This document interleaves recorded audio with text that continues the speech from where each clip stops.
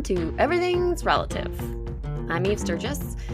We are exploring DNA discoveries and how they change people's lives, sometimes for better and sometimes for worse. Today is fun because we're talking to Dawn, who reached out to me as a member of a support group. We're both in the same group. She'd heard the podcast and said she wanted to talk. So we met up on Zoom the other day. It was a nice and rare moment when I got to be with someone in the same time zone.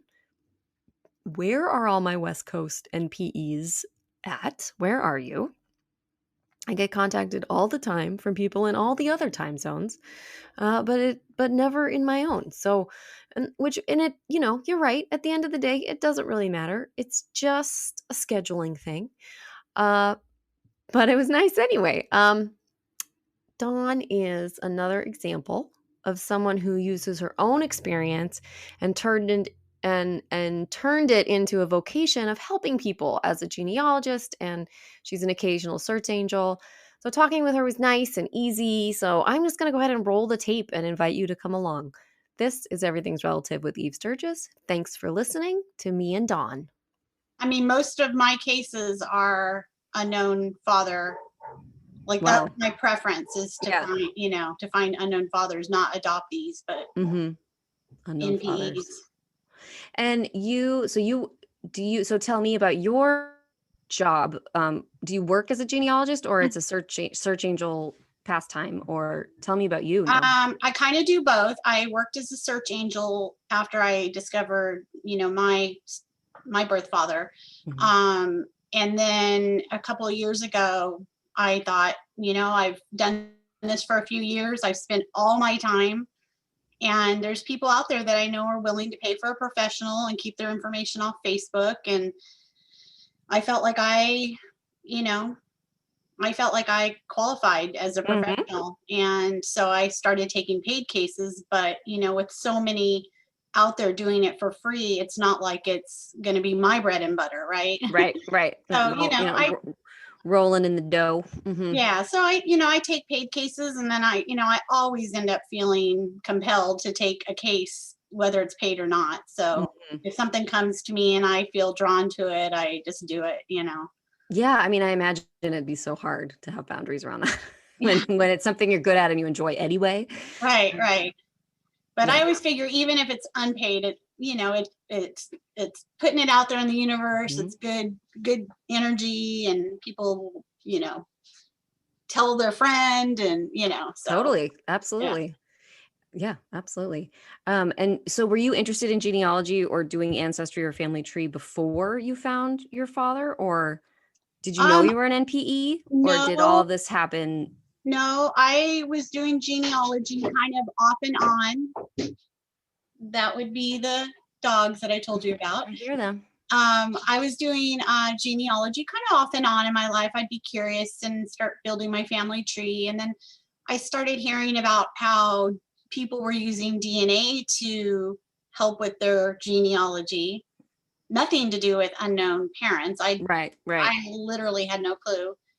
And I already have questions. Okay. Where did you grow up?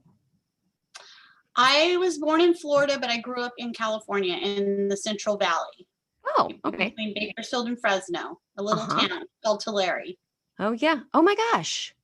Wait a minute. You know Tulare? There was somebody at the retreat from Tulare. Oh. Oh, my gosh. Or very close by. There was someone from Prather and someone from like the Fresno area. Absolutely. Oh, I wonder who that was. Yeah, I'm not going to name names now, but that is amazing. So are you in California now? Yeah, I'm in California. I live in the Bay Area. Oh, great. Where are you in the Bay Area? Martinez. Oh, okay. Yeah. Awesome. So I grew up in Tulare, and then I moved down to Southern California when I graduated high school. Lived with my grandparents a little bit and kind of moved around the valley a lot. And then on a fluke, I moved up here one day, and I've been here ever since. Fun. So, yeah. The Bay can do that to you. Yeah. And then my next question is, did you already think that you knew who your father was, or do you think you knew what your ethnicity was? Or no, I grew up with thinking my dad that sort of raised me. I say sort of because they divorced when I was 7 and he was not an active participant, in our lives, but we saw him occasionally. I grew up thinking that I was, my mom's side's Jewish and my dad was Cajun French. So I thought it was the funniest thing. I was a Cajun Jew. And never had a doubt, never had a thought. I wasn't close to my dad, but it's not like I ever thought, is he my biological father? I never even thought that to be a question, and then I did the DNA. And even after I did the DNA, I was thinking about this yesterday. Even after I did the DNA, I don't remember being completely confused or anything that I wasn't French. Like, I don't remember really focusing in on the ethnicity part very much. I think I was more into like the medical reports on 23andMe. And that's kind of what, I was into genealogy, and then I heard 23andMe was doing these medical reports, and I was like, oh, I could find out if I have this or this that my mom has or my grandma has. And never really thought much about the ethnicity part. And I couldn't tell you now if I looked at it and thought, oh, that's weird, or if I didn't even look at it. But I have zero French. Zero French. It doesn't really, I know that I'm biased but from experience at this point with how many people I've interviewed to say that doesn't surprise me. But I think what I mean is, like, it doesn't surprise me that people see what they want to see sometimes, or, like, you're focused on one thing and you're just not noticing. And unless you sometimes, like, unless you were really looking for Cajun French and looking for French, and right, you're really determined to figure, like, you're really, I think that's stuff people overlook all the time. I think I learned really early that the ethnicity was just an estimate. And so if I did look at it, I probably just figured, oh, well, maybe my French ancestors really came from Germany or whatever else was, Right. I think also, maybe I'm going to make a grand generalization, but say that maybe for a lot of white people, we all know that our heritage is European. Right. And the specificity of location doesn't really mean that much to us. Right.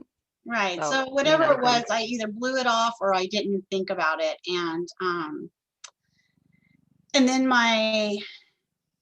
somewhere in that process, I think that was around 2011, and somewhere in there, I started, I asked my mom to test because of the health part.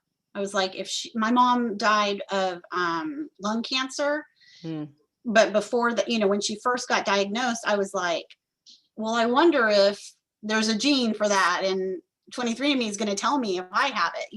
I was kind of clueless at the time. And so I had her test, and then there was something about, I learned about how the Y chromosome is only passed down. At the time I was so clueless about DNA, but I was like, oh, the Y chromosome is only passed down to sons. So if my dad tests, well, then I'll have a little more information about his side of the family. I don't know. I thought it would be beneficial to have him test for genealogy. Yeah, right. I agree with you. That sounds like a good idea. To my shock, he tested because he's a very private person. He would probably, he wanted nothing to really do with it. He didn't care if he saw the results. He was just like, spit in the tube, send it in, and he did what his daughter asked, kind of thing. Cool. Thanks, and Dad. then, of course, where that turned into. He did not match me. Did he know? Okay. No, okay, go ahead. Is there any part of you that thinks that he suspected, which is why he was so willing to do the test? No, because he was willing to do the test. And 2, because I now see that he was very upset at my mom. He thought my mom lied to him. And for 3, my dad's a really blunt, rude person sometimes. And we could be sitting there Christmas, having a glass of wine. He's telling stories about our childhood. And then he'll make some remark about, well, I didn't want the first kid. I certainly didn't want the second one. Like, he was not a man who wanted children. He got basically roped into being a father not really roped in, but it was, I believe my mom did not know, but I think my dad does not believe that. So Gotcha. I think he had literally no clue. I think he married her because he thought I was his, Right. Sure. They were 19. So yeah, I don't think he ever had a clue. He may have, maybe way back then, maybe he questioned her. I don't know, but I don't think he married her thinking I was somebody else's. Right. Right. No suspicion at the time. Yeah. So you've done the test. You've asked your dad. I just knocked the mic. Sorry. So you've done the test. You've asked your dad to do the test and your mom to do the test, and your dad is not showing up. Right. So at that point, what are you thinking? What are you feeling? What do you do? I was kind of just a little stunned. It was something I didn't expect. Not that I was shocked that it happened, but just that it was, didn't even cross my mind that could happen. Right. And so I immediately texted my mom on Facebook and I said, "Hey mom, what are the chances that dad's not my dad?" And we had a long conversation back and forth where she basically said she really didn't think there was anybody else. She didn't deny it, but she says, "I can't remember there being anybody else. And I don't know, she just didn't know." And she says, "Are you sure it's correct? Are you sure they didn't?" And I said, "Well, I match you, She thought maybe his test was incorrect. Sure. So of course I did the call 23andMe and ask him if my test is correct and his test is correct. And yeah, and I sat on it for a while. I didn't know what to do. I felt like it was going to be impossible to ever figure out who it was because she didn't have any information. And yeah, I didn't know that DNA could help you find that person at that time. So were there paternal matches at all? I mean, from the paternal side? Not really to speak of, and not because maybe there was, but I just didn't know enough to know any better. But yeah, when I first started searching, fast forward a couple of years, gosh, I'm off on my years here, but maybe it was a few years where I finally started the search, and I really didn't have, I had like 2 second cousin matches, which we know is golden. But that was all I had. It was like, I had one on Ancestry and I had one on 23andMe. And I didn't feel like I had a lot to work with. Looking back now, I was like, oh my gosh, I was so lucky, right? But, cousins, right? Yeah. And at the time, I was just like, how am I ever going to figure this out? Yeah. The reason I was asking that is because I just had the experience. I mean, I did 23andMe and my story is a little bit different because I didn't find out through the mail-in test, but now I have done the mail-in tests. And when I open up 23andMe, it gives me this mega list of like thousands of people. And I'm not sure that if I had just done that and then I got the results, just because my dad was not on there, I think I probably would have just kept looking around. I think it wouldn't, so I'm curious, did you know, I'd be like, oh, where is he? And I know it's not like Facebook where you can connect with people, but I was I think I would have been like, where am I not, where shouldn't all I knew was time. I knew he'd be at the top, himself, right. With my mom. I knew that, and he just didn't show up, and I managed his results. So I saw from his side that I also wasn't right a child, and I had my brother test. Oh my God. And my brother was a match to him.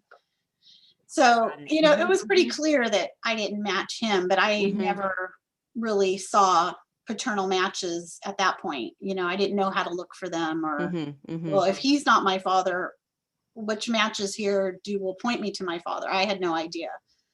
But then I did Ancestry and I got that second cousin match. She was actually a first cousin once removed. So even a little closer than second cousin.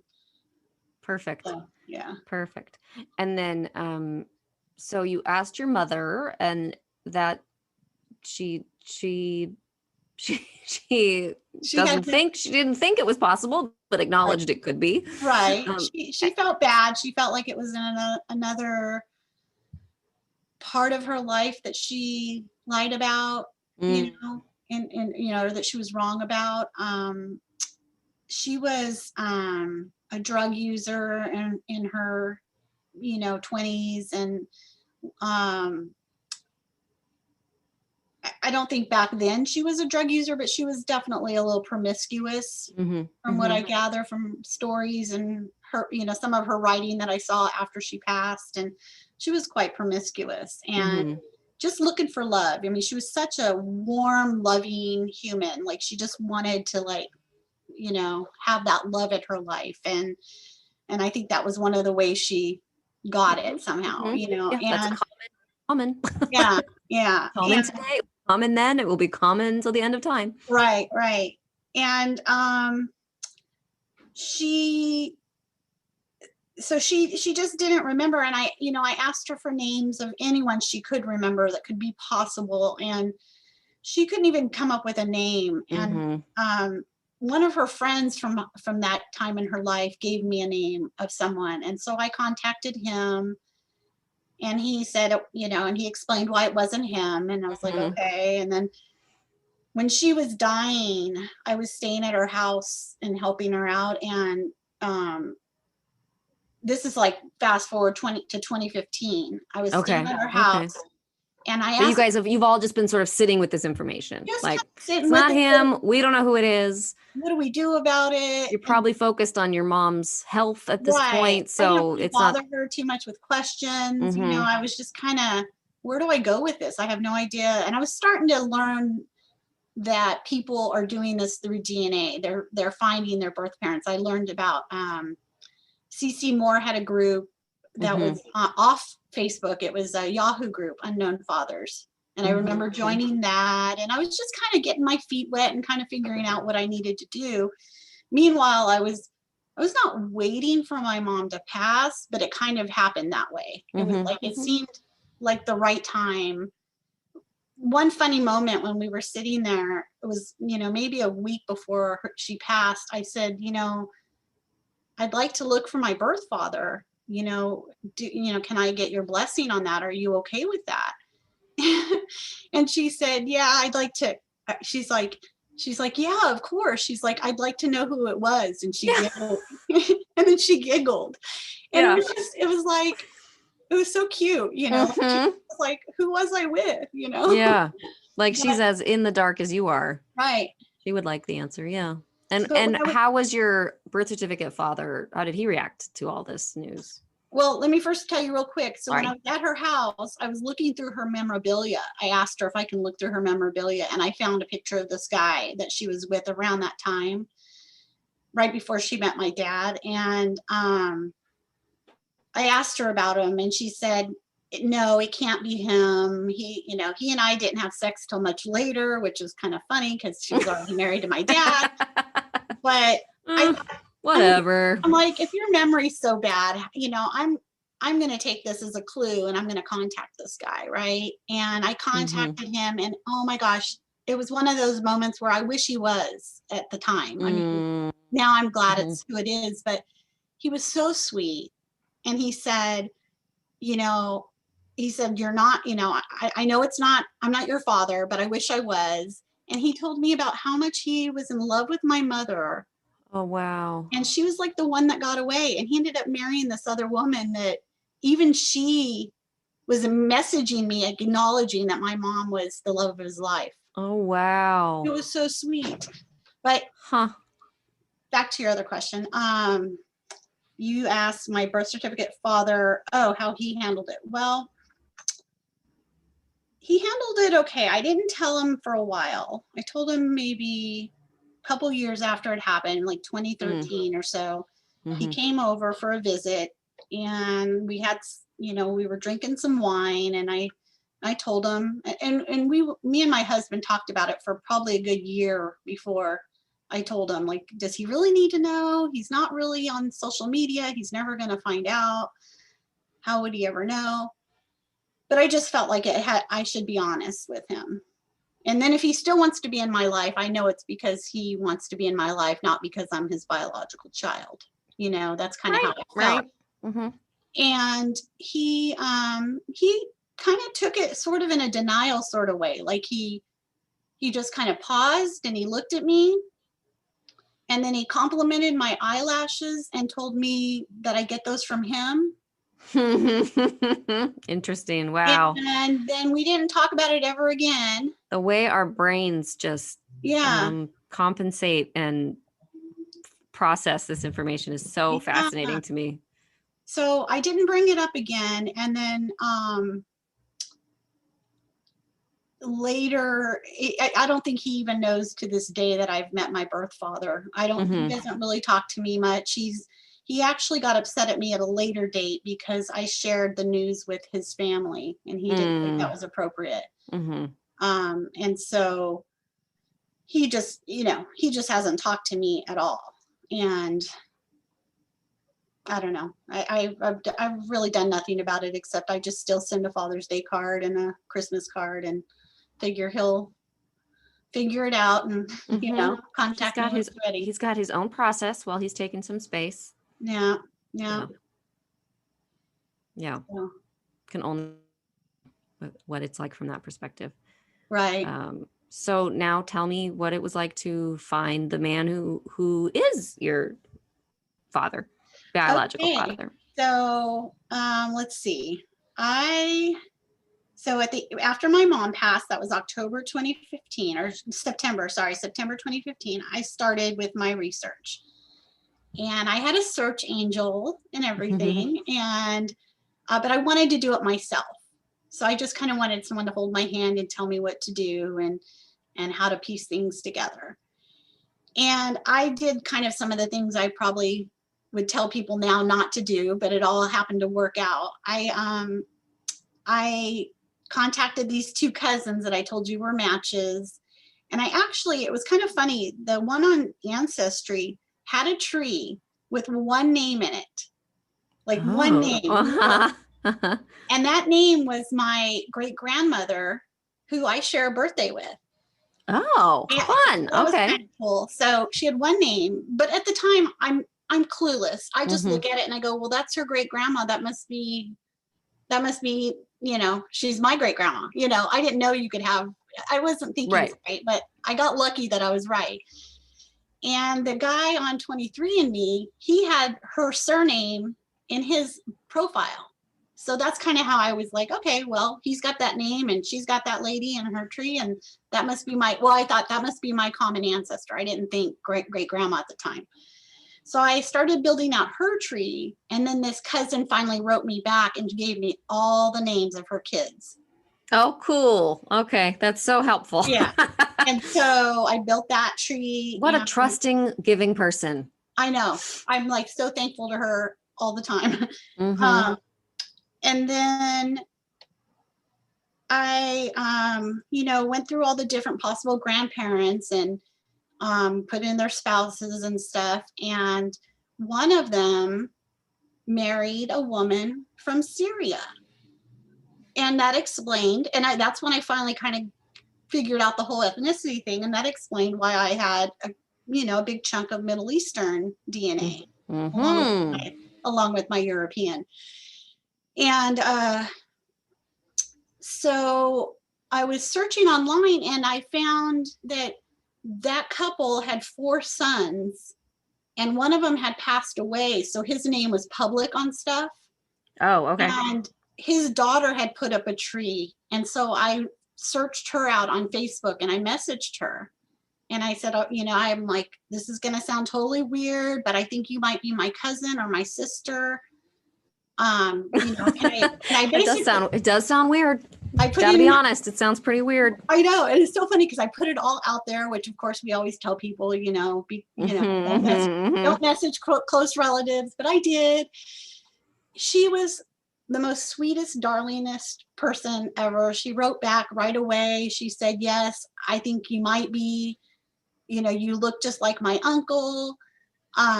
She told me about all the uncles and her dad that passed away. And through that conversation, we were able to narrow it down to her dad or my dad. My birth father. Mm-hmm. And my birth father was from one of the cities he had lived in, was the city that I was conceived. Aha. So I was leaning towards him, but her dad seemed to have a personality that I thought could be more like someone I'd imagine to be my father, right? And my birth father is he's more reserved and quiet. And her dad, the way she described him was that he was more social and friendly and funny. And I thought, oh, that's that makes more sense to that's you. my Yeah. dad, right? Yeah. So I asked her to test before I reached out to my birth father, and the results came in, and they were actually a little inconclusive because she matched me at the amount of centimorgans that's right on the cusp of first cousin and half sibling. It was like, oh, how funny. Yeah. So I was like, ah. So I posted on DNA Detectives. I was now it's like, Facebook group there. And CC Moore was actually the one that answered me. Oh, how fun. And she said to check the X chromosome. And if there was a full X, that we were sisters. And if it was a partial X, we were cousins. I didn't know that. And hey, hot tip, everybody. Right. And so that's where I learned that if two paternal sisters will share a full X, because their dad only passes down the one X to to his children. So anyway, so we were cousins, which meant Bill was my birth father. And so I wrote him a letter. I sent it in the mail certified, and just, basically told him why I thought he was my birth father, explained who I was and how I got to that point. And he called me the next day. Oh, man. I was like a little kid who just got told they were going to Disneyland. I'm telling you, I was giddy and jumping up and down when I got his call. I was like, I was so excited. But yeah, he called and he was the sweetest. He just, he remembered my mother. So that was key. He told me, he told me my conception story. Oh, wow. Okay. And he said, it was so cute. He says, well, if you're my daughter, then I want to know you. It was just, God. So I was like, okay. Wow. I mean, so many people want that story. That's so amazing how many you contacted people and they were willing to communicate. Yeah, I got lucky. He's a good guy. So we decided we would meet, and that call was, say, February of 2016. And we ended up meeting on Easter that year. So like it was, I think, the beginning of April that year. And couple months. Yeah. Less than a couple months. He lives about 5 hours away. So we drove down, me and my husband and my kids, and we met him and his wife at a hotel lobby. So he's still in Central Valley. Yeah, he's kind of outside of Bakersfield. And he, we sat and we chatted. We went to get dinner, and then the next day we drove out to his house. He lives kind of like out in the boonies, and met one of his sons, and he and I have clicked immediately, and we're like, he's like one of my favorite people now.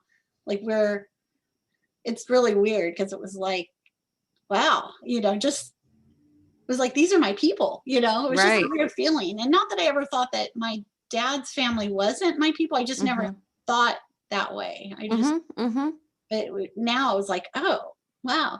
But yeah, we had a great day, and we've been in touch ever since. I feel like I'm part of their family. Like I'm not the outsider.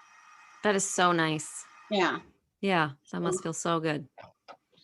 Yeah. They call, it's kind of weird to call him dad, but I do. But the boys, my brothers, will say, dad, blah, blah, blah, and dad, blah, and it's like they refer to him as dad to me. Like it's like they kind of let it know it's okay for me to call him dad too. Yeah, like they just include you. They include you in the conversation. Family system. Yeah. Right. My birth father's about to have surgery and a medical procedure, and my brother will message me about, Mm-hmm. details and stuff. And it just feels like I'm part of the family, Yeah, that sounds so nice. Yeah.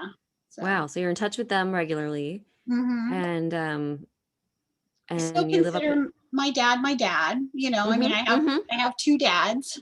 Right. One of them's not talking to me, but I don't like, he'll come around, or I guess, Mm-hmm. Mm-hmm. hopefully.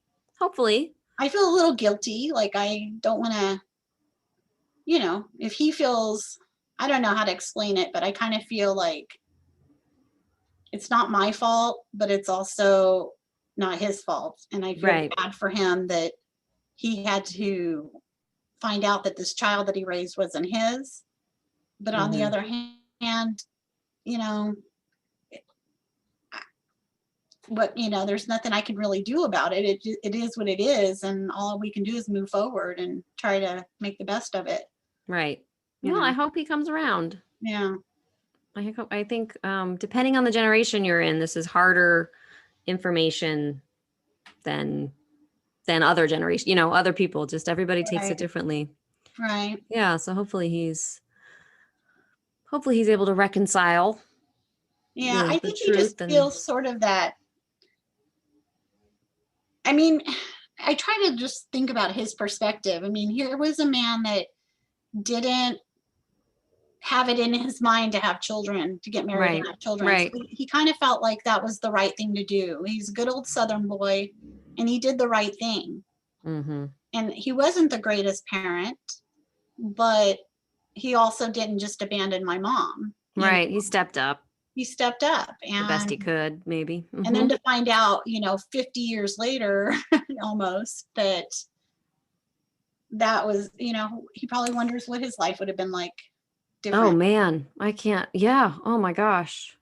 It'd be really hard not to be looking back and thinking about all those things. Yeah. All the choices you could have made, or all the things that could have happened, or yep, I can see that might take some time. Yeah. maybe he needs some space and some time. I can respect Right. that. Right. Mm-hmm. Mm-hmm. Right. And then so you found him, and that has been going great. And then how did you start? Did you just at that time start naturally helping other people, or Yeah. um I just, I was in DNA detectives already. I started, you know, I think I took on a really hard case right at the beginning that I shouldn't have taken on. I never solved it, but somebody else ended up. It was one of those where she had me helping, and then somebody else kind of stepped in to help, and they ended up solving it. And yeah. it was sort of like a mixed feeling, like, dang it, I wanted to solve this, but then also I was relieved that somebody Mm-hmm. else figured it out. It was, it was one with very distant matches, and I was way over my head, but I really enjoyed the process. And somewhere along the way, I just started picking up cases and solving them and being a search angel. Mm-hmm. Mm-hmm. Um, yeah, and I'm really drawn to the unknown fathers over the adoptions cases for some reason. I love the surprise DNA matches or unknown fathers, just kind of figuring out where somebody came from, you know. Yeah, that's interesting that you lean to the paternal NPE experience. Yeah. Um, It's interesting to me how mothers, I feel like there's a book in there somewhere. If there's any authors out there, like, just the whole how this happened, the mother's perspective and the dad's perspective and the birth father's I mean, there's so many perspectives other than ours. mhm, It's just mhm, interesting to me how mothers forget mhm, or mhm. lie or purposely, or whatever it is. It's interesting to me how many cases are out there and what the stories are. I can see Yeah. why Oh my you gosh, I it's can see why you fascinating. love doing this. Yeah. Yep. Yep. Yep. Yep. Yeah, I would love to talk to some more fathers. I know this is such a niche sort of category of podcast, and there aren't a lot of fathers that would be listening to this on their own. But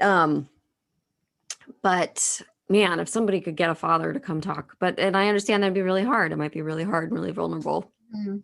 But fathers from both sides, I would love to, but and if people on my podcast are interested in your services as a genealogist, is there a way they can contact you, or should I have them contact me and then I'll contact you?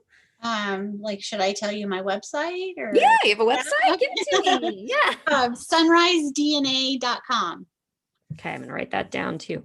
Sunrisedna.com. Sunrise is a play on my name. Oh, perfect. Great. Okay. Awesome. So fun. I think you and I kind of look like we could be related. It's absolutely true. Yeah. You thinking that? Yeah, I was thinking. Yeah, I noticed it right away. I'm like, yeah, much more on the Zoom than in the just Facebook photos. Yeah, we need to check our. Yeah, we should double check. I mean, you would know how to do it more than me. I look and my head just swims immediately. Like it overwhelms me really fast. But we could be. I didn't have, just for the record, didn't have anything from the Middle East pop up. Very English, Scottish, Irish. I have English. I have a lot of English. England. Okay, maybe that's where it is then. Maybe that's it. And then Jewish. Do you have any Jewish? Nope. No. Nope.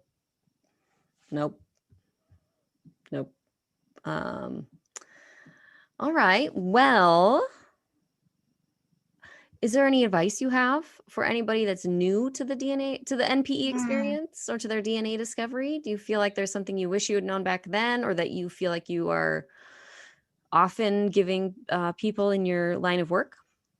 So I guess the one thing that I always wish I had done differently, even though I can sit here and tell you it came out amazing and I got lucky, is I think that it's important to not right away reach out to the very close matches and close family. The reason is, and my birth father even agreed with me that this put him off a little bit, even though he still welcomed me warmly. But I reached out to his niece, who he barely knows. They live in another state. He didn't see her grow up. They know of each other. They've seen each other at a family reunion or that type of thing.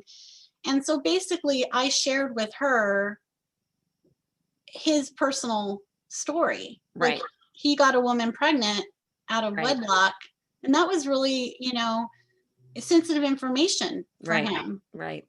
And he kind of felt like put off. So I feel like a birth father, especially an unknown one who doesn't know that he had a child out there, he should be the first to know that he got somebody pregnant. It shouldn't be a rumor floating around the family. And you never know. In my case, my cousin was amazing. She didn't say a word. She didn't, but some families are not like that. And they right away call the other sister, call the other cousin, call the aunt. In an attempt to be helpful maybe, but all of a sudden now several people in the family know, and the birth father finds out through a rumor rather than a call from his child. So I wish I had maybe been a little more sensitive to that at the beginning. Sometimes you have no choice. You just hit brick walls all over the place, and you're sitting there looking at a first cousin match, and you're like, well, I'm going to have to call them or write to them because I don't know what else to do. But I mean, search angels are great for helping to figure out who people are without you having to actually send them a message. And so, or a genetic genealogist, either way, whatever route you want to go. I mean, there's plenty of people out there that will help you to find the identity of your match, so you can kind of maybe figure out who your father is before you reach out to people. Right. Yeah, that's a good point. I hadn't really thought of that, so specifically until you described it that way. That it is incredibly vulnerable information. It's different for everyone, and some people may not feel that way, but I don't know. I think in general, fathers should be the first to know if they can. Sometimes it's not possible, but yeah, I think. Good advice. Not that I'm taking people's advice and thinking what some is good or bad, but No, I know what you mean. But yeah, but I think considering the sensitivity from different perspectives is so important, and I think we forget.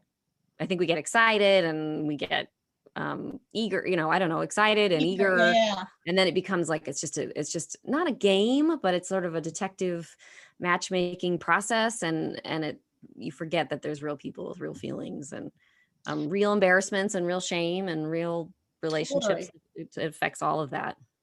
There's also the perspective that sometimes these matches don't know themselves, and you're all of a sudden. I had this experience too, where I had a first cousin match, and I was so excited to have a first cousin match. This was after my discovery and my solve, that I just immediately reached out to him and was like, "Hey, I'm new to this family. Was wondering," and basically he also was an NPE.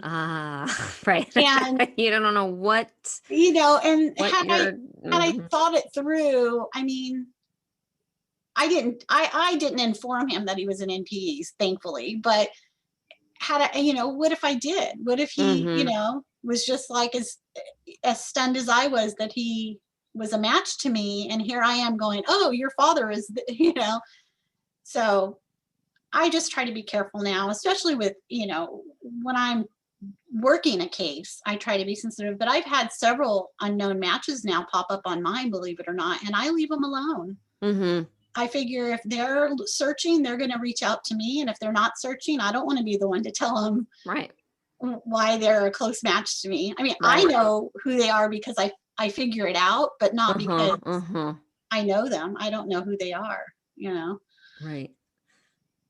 It's also fragile. It's very sticky, and it's really weird to be in the situation from the other side after solving, if I help somebody from one perspective and then and then I get a surprise match, all of a sudden you're like, "Oh, well, wait, what's the right thing to do here?" It feels a little different when the shoe's on the other foot, Yeah, absolutely. I've been experiencing that with different, not directly, but like with friends of mine I've where I'm like, oh, that's what that's like to watch it from this side. Okay, that's weird. Yeah, it's like you want to give different advice than you than what feels right from. I mean, that's maybe the other advice is that you also have to just do what feels right to you and your personality. I mean, if some people ask, is it better to call or write a letter? Well, right. I think it was better for me to write a letter, and I always advise people to write a letter because it gives that person a chance to take it in and think about their response. But if you are the kind of personality that you just want to pick up the phone and call and get it done, and you're okay with whatever happens, like, then by all means, that's not wrong. Right. It's not wrong. Who knows? Yeah. Cause it seems like the responses and the responses and reactions and what's it called? Results, like there's there's infinity amount of reactions you can get. So it's probably not the phone call or the letter. The medium of contact is not going to be the deal breaker. Right. Exactly. And had I called, it probably would have turned out fine too. But I was, I felt good about writing and just giving this man some space to go, oh. Right. And, he talked to his wife.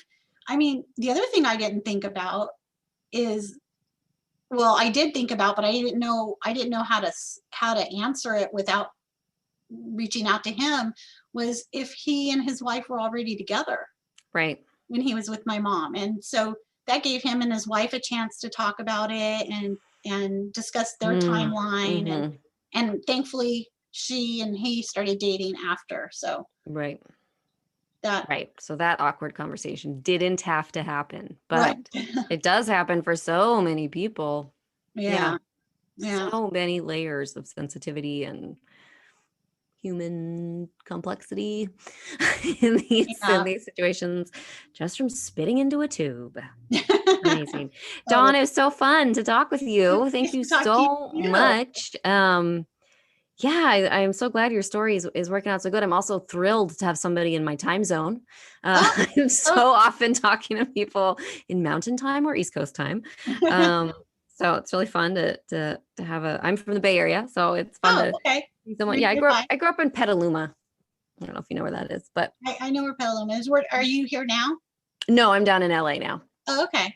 Down in LA, um, but I love Petaluma. I know the Bay Area very well. When I was growing up, Petaluma was barely considered the Bay Area. Um, but I think it kind of is more now as people have spread out and grown into the wine country area and Yeah, stuff. yeah, I was gonna say kind of wine country, Bay Mhm. Area. Yeah. Yeah, yeah. I was gonna say there's a fine line. I don't know if it's a fine line. Very blurry line somewhere on the 101 between Bay Area and wine country, and that's where I grew up. I think Uh, it depends on where you live. I live in the Bay Area, so I probably wouldn't think of Petaluma as Bay Area, but right. if you're from other outer areas, maybe. Yeah. We, Yeah. No, I agree wholeheartedly. But like there's funny things. It's so not very interesting to anybody, I'm sure. But on Craigslist, like for Petaluma for so long, I don't know if they have anything now, but the only way you could find anything on Craigslist, it was North Bay. So it's like Petaluma was considered the North Bay. So then I oh, was like, right. oh, okay, I'll call it the Bay Area because it's North Bay. But Hmm. yeah, but it's far. But my dad commuted to the city when I was growing up, like lots of my friends' parents did. Yeah. It Where, was an affordable place to live if you had a job in the big where, city. where are you in LA? I'm on the east side over in an area called Eagle Rock, Glassell Park, Highland Hmm, Park, very east, east, yeah. almost to Pasadena. Oh, okay. Mountains, very Yeah. dry mountains, not near the beach. We go down there probably yearly, except for last year, of course, to visit family. And San Fernando Valley is where I lived for several years. Yeah, But yeah. my brother lives in the new brother that I hit it off with. He lives in Los Angeles, Oh, so he lives right in the heart of Hollywood. So oh, he does. He lives in LA, LA. yeah, Okay, so cool. Yeah. we've gone down there and stayed in Hollywood and did the whole Mm-hmm. Hollywood thing with Mm-hmm. and That can be really fun to do. We love doing yeah, that with people. We have someone coming out in a couple weeks. yeah, Um, yeah, it can be really fun. We're very close to all of that. Yeah, yeah. we're east, but it's definitely Los Angeles proper, close to all that. Hmm. Um, yeah, so it's fun. Fun. All Okay. right. Well, Dawn, thank you you. had something to do at 2 or 2:30 or something, so I'm gonna Yeah, let you yeah. go. But thank you so much. No Again, problem. Thank you for fun. having me. Yeah, it was It was so fun. great, so fun. I love just getting this diverse sort of collection of stories. And thank you for participating. Thank you. All right. Have a good All day. right. All right. I'll Bye. be in touch. Bye. Bye. I love Dawn's reminder towards the end about how many layers of unknown variables there are when it comes to the DNA discovery. It's so important for everyone to remember just how deep the world rocking can really go in these situations. Our DNA discoveries can expose lies, infidelities, heartbreak, betrayal, time lost. And I think they probably can reveal wonderful things too. And it can be the beginning of a lot of lovely life changes. But it isn't just about the two people that are the most directly affected. And I felt like that's what she was talking about when it comes to how to call or write a letter or email. Um, they're just things to think about. That's all. And another reason why when people say this isn't a big deal, it, they are wrong. um, these ripples really go out beyond just an initial one person or two people. So I'm not suggesting that any of these are reasons not to reach out or tell anyone. I just want to talk about how much this phenomenon affects the peoples and families and partners and maybe even friendships. Thankfully, a good search angel or a genealogist like Dawn will discuss all of this with you if you are using one and you do come up with people that you want to contact. She mentioned it when we were talking about it, but if you're interested in Dawn's services as a genealogist, check out www.sunrisedna.com. It's kind of like she said, a play on her name. Her name is Dawn. So the website is sunrisedna.com. One thing that I wanted to say just before we sign off, so I wanted to explain something from last week.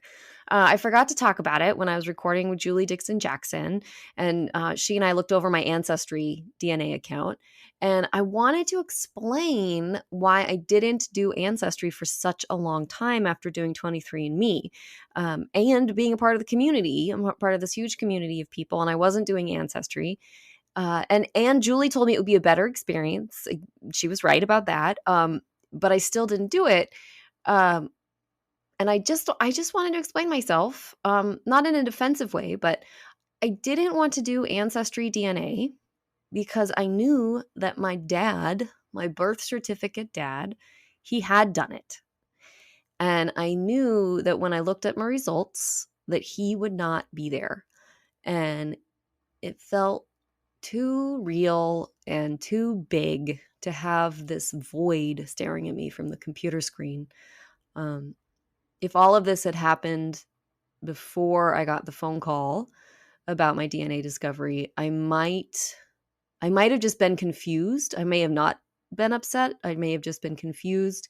I may not have noticed. I don't know. But now knowing, having that void stare at me just felt like it was going to be too hard.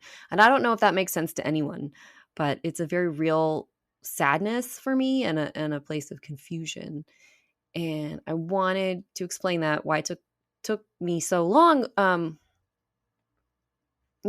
Also, just so you understand, but also because I want to talk about things that I think others have grappled with as well. And the more evidence there is of your DNA discovery, the more real it becomes. Thankfully, that was not my total experience with Julie, because she had worked, thankfully, that wasn't my experience with Julie, because she had worked on my tree and I did see my birth certificate father in there. So it was still hard because we don't have a line that connects us on the website, but at least I could see, the man I know and the man with my last name. So do you know what I'm talking about? Or do you want to share your own story? Do you have questions or complaints about my podcast? Email me, eve@everythingsrelativepodcast.com, or find me on social media at everythingsrelativepodcast. Find out how you can support us in all sorts of ways on our website, www.everythingsrelativepodcast.com. And come back next week when I'll be sharing another DNA discovery with you. And in the meantime, wash your hands, wear sunscreen, walk the dog, and keep telling your truths. Bye-bye, everybody. Everything's Relative with Eve Sturgis is produced by Kaylin Egan and Eve Sturgis. Eve is a licensed therapist in the state of California, but conversations on this podcast are not therapy sessions. This podcast is edited by Stephanie Delon-Zick, the logo design is by Ivy McNally, and the music is used with permission by Goodbye the Band.